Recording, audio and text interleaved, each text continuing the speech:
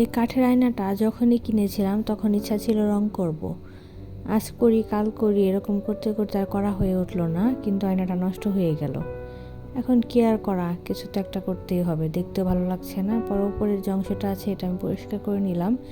এখন আমি টিস্যু দিয়ে যে ক্রাফটটা করব, আপনারা হয়তো আইডিয়া করতে পারছেন আমি কি করতে পারি।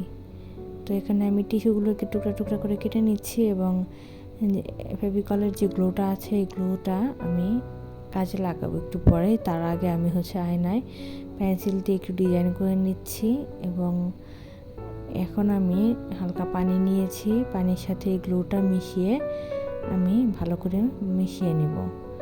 আর বেশি পরিমাণে গ্লু দিবেন না, তাহলে টিস্যুগুলো লাগানোর আগেই শুকিয়ে যাবে। এই জন্য পরিমাণ মতো গ্লু দিয়ে পানির সাথে ভালো করে মিশিয়ে নেব। এরপর আমি 2টা কালার করব, এর জন্য 2 বাটিতে ভাগ করে নিয়েছি। তারপর আমি নেভি ব্লু এবং হলুদ কালার মিক্স করে নিচ্ছি। এখানে আমি রেডি কালার ব্যবহার করছি, আর এই কালারগুলো আপনারা আমার পেজেও পেয়ে যাবেন। এই কালারগুলো দিয়ে আপনারা কাপড় থেকে শুরু করে কাঠের আয়না, ক্যানভাস, ওয়াল, মাটির যে কোনো জিনিস সব কিছুতেই কালার করতে পারবেন। এরপর আমি কালারগুলোতে টিস্যু মিশিয়ে তারপর টিস্যুগুলো নিয়ে নিয়েছি। এখন আমি একটা শুন নিয়েছি, এই শুনের সাহায্যে আমি আয়নার মধ্যে আমি টিস্যুগুলো দিব।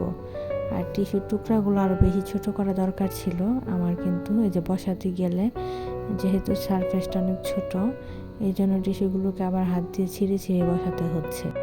আমার মনে হয় আমি একটু বেশি পরিশ্রম করে ফেলেছি। এরকমটা না করে সবগুলো সাদা টিস্যুই আগে আয়নাতে ভালো করে লাগিয়ে পরে যদি আমি রং তুলি দিয়ে কালার করতাম শুকানোর পর, ওইটা মনে হয় সবচেয়ে ভালো হতো আর কি। একদম সহজে কাজটা করতে পারতাম। কাজটা করতে আমার কষ্টও হয়েছে এবং অনেক অসুবিধাও হয়েছে। যখন আমি নীল পেপারটা লাগাচ্ছিলাম, এরপরে যখন হলুদটা লাগিয়েছি তখন নীলটার সাথে হলুদটা লেগে কালারটা চেঞ্জ হয়ে যাচ্ছিল। পরবর্তীতে শুকানোর পর আমি আবার রং তুলি দিয়ে ওপর দিয়ে কালার করে নিয়েছিলাম এবং এটা শুকানোর পর আবার গোল্ডেন কালার দিয়ে ফর্ম দিয়ে আমি একটু স্প্রেড করে নিচ্ছি। আয়নাটা কেমন লাগলো জানাবেন। প্রথমে আমি আয়নাটাতে ক্লে দিয়ে কাজ করতে চেয়েছিলাম, পরে ভাবলাম ক্লে দিয়ে তো সবাই করে, আমি একটু ভিন্ন কিছু করি, তবে মন মতো হয়নি। আপনারা জানাবেন আপনাদের কেমন লাগলো। আর দেখা হবে অন্য কোনো ভিডিওতে খুব শীঘ্রই। তার আগ পর্যন্ত সকলেই ভালো থাকেন এবং সুস্থ থাকুন। টাটা।